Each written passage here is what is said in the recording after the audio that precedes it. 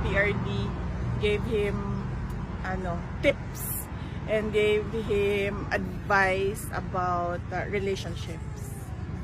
So talagang it was your son that was the joy of his day-to-day. Yes, oo. Everything was, all our discussion revolved around the life of a young boy. He's 12 years old. So. And then he was visibly pleased when he saw his grandchild because he's tall already. The last time he saw him was, he's not that tall. He's 5'5" now at 12 years old. So Wow. that made him visibly surprised and pleasantly, surprised. Sa politika po, meron kayo napag-usapan? Politics, wala. Let me remember, wala naman.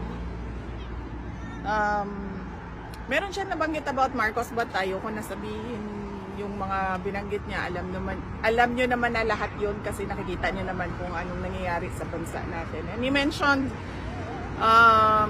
drugs as well in the current state of our country in terms of illegal drugs.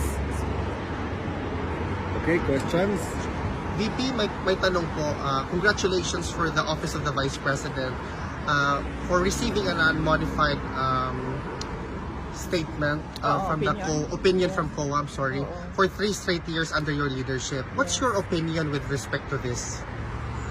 Well, it shows the transparency and accountability and the compliance of the Office of the Vice President with all the regulations required by law. So we are thankful for the hard work. I am thankful for the hard work of Office of the Vice President personnel. VP, how was your trip in South Korea? I did not go to South Korea, ma'am.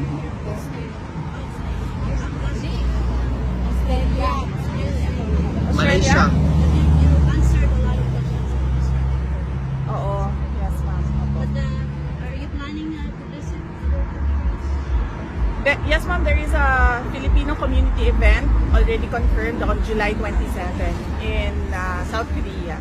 Opo. Oh yeah, that's the one. So, Oo. ano pong gagawin doon sa community event? It's a Filipino community program. They organized it and we were invited as speakers. Yes.